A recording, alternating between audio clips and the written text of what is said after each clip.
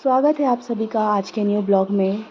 तो आज की शुरुआत हो रही थी सुबह सुबह और आज था हमारा जो घर है मधुबन उसका 5th बर्थडे। उसी के सेलिब्रेशन की तैयारियां शुरू हो गई थी। खीर बन रहा था। आज स्पेशल डे था, कुछ स्पेशल तो होना था। उसके लिए आज हो रही थी खीर की तैयारी। पूड़ी खीर वगैरह बनना था आज। हैप्पी बर्थडे था हमारे घर मधुबन का। सब्ज़ी बनी थी जैसा कि बनता है हमारे घरों में, खीर पूड़ी सब्ज़ी। जब भी बर्थडे होता है किसी का तो हम यही सब करते हैं। और तैयारियां हो रही थी पूजा की। चादर बिछाए जा रहे थे, चौकी तैयार की जा रही थी, भगवान सत्यनारायण की कथा की तैयारियां हो रही थी, आटे के दिए बन रहे थे। बचपन से हम लोग ये कथा करते आए हैं तो मैं हमेशा आटे के दिए ही बनाती थी।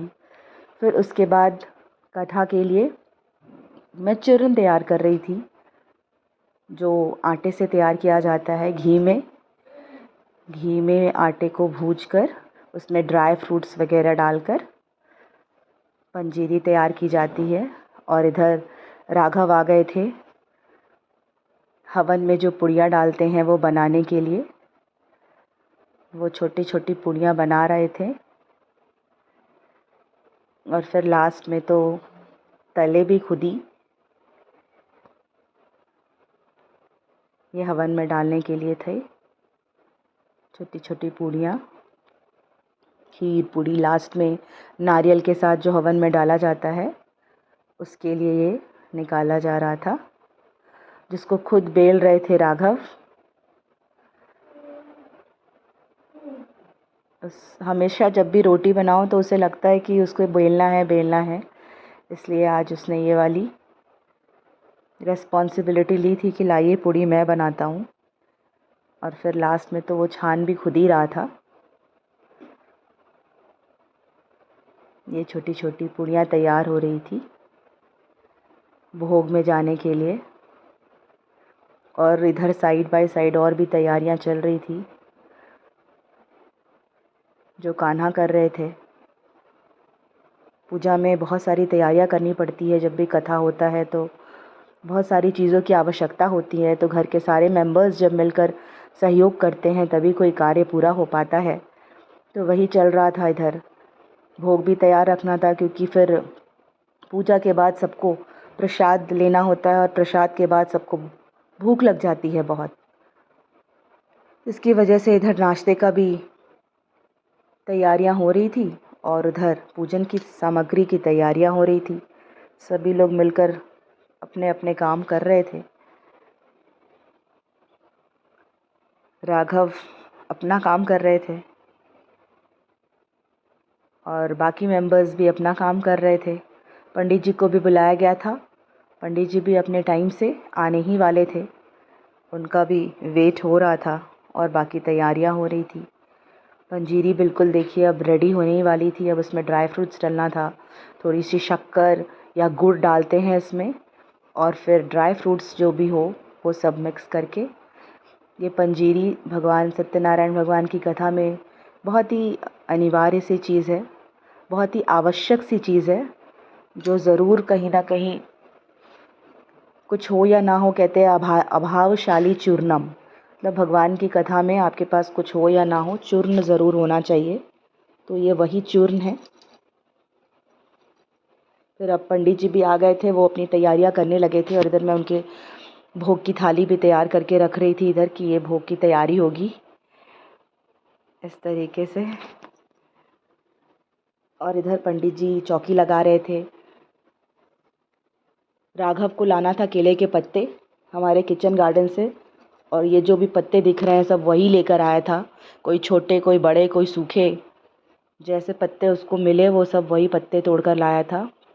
आम के पत्ते, शमी के पत्ते, तुलसी के पत्ते, है ना, केले के पत्ते, जो भी भगवान की कथा में लगते हैं सब उनको समझाया जा रहा था कि ये सारी चीज़ें कैसे तैयारियां होती हैं, कैसे क्या करना होता है।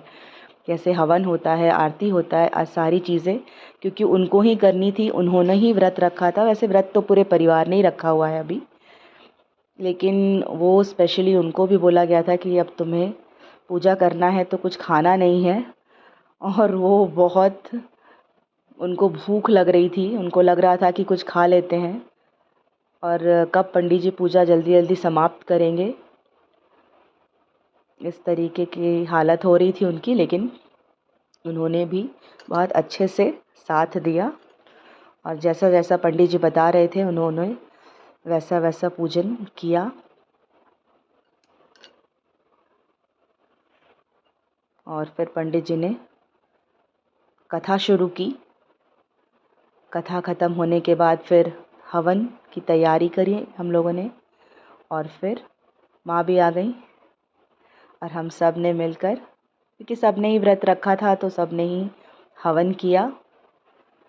हवन में ये जो सामग्रियाँ हम डालते हैं इसका भी बहुत महत्व होता है। इन सब चीज़ों के पीछे मान्यता यही है कि हमें अपनी सारी बुराइयाँ हवन में स्वाहा करनी चाहिए और अच्छाइयों को धारण करना चाहिए। जैसे गुड़, अक्षत, तिल, समिधा, सारी चीज़ों को मिलाकर हम हवन करते हैं, तो वैसे हमें अपनी बुराइयों की, काम, क्रोध, लोभ, मोह, अहंकार, जो हमारे विकार होते हैं, उन विकारों को हमें अग्नि में स्वाहा करना चाहिए और अच्छी चीज़ों को, अच्छे संस्कारों को अपने जीवन में धारण करना चाहिए। जैसे सुख, शांति, प्रेम, आनंद, पवित्रता, ज्ञान और शक्ति। यही सब बातें पंडित जी भी उनको सिखा रहे थे।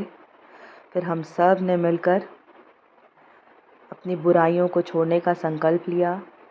पंडित जी ने शांति जल सभी के ऊपर छीटा ताकि हम सब अपने जीवन में स्थिरता, धैर्यता और शांति को बनाए रखें, हर काम शांति से करें। पूजा पाठ में यही बात बहुत ज़रूरी होती है। कई बार हम अनुष्ठान तो करते हैं लेकिन फिर उसके पीछे के महत्व को भूल जाते हैं। सत्यनारायण भगवान की कथा की फिर आरती होने लगी। ओम जय लक्ष्मी रमना रतन जड़ित सिंहासन अद्भुत छवि राजे स्वामी अद्भुत छवि राजे नारद करत निरंजन नारद करत निरंजन घंटा स्वामी द्विज को दरस दियो बोधो ब्राह्मण बन के बोधो ब्राह्मण बन के कंचन महल कियो ओम जय लक्ष्मी रमना गौरवल वेल कठारो जिन पर जदेंदे शोफल भोग प्रभुजे शोफल भोग प्रभुजे विरय स्तुत केंद्री ओम जय लक्ष्मी रमना भक्ति के कारण चिर चिन रूप धरो हम चिर चिन रूप धरो श्रद्धाधारण केंद्र इच्छाधारण केंद्र विनती काज करूं ओम जय लक्ष्मी रमना करत प्रसाद शवायो कदली फल मेवा हम कदली फल मेवा द्रौपदीप तुलसी से द्रौपदीप तुलसी से आदिशत देवा ओम जय लक्ष्मी रमना वांछित बल पावे ओम जय लक्ष्मी रमना ओम जय लक्ष्मी रमना स्वामी जय लक्ष्मी रमना सत्यनारायण स्वामी जनपातक हरना ओम जय लक्ष्मी रमना त्वमेव माता सविता त्वमेव बन्धु जनका त्वमेव विद्या द्रविणं त्वमेव सर्वं मम देव देव। तो इस तरीके से आज की पूजा संपन्न हुई। उसके बाद सब लोगों ने भोग लिया। Okay, bye bye, take care.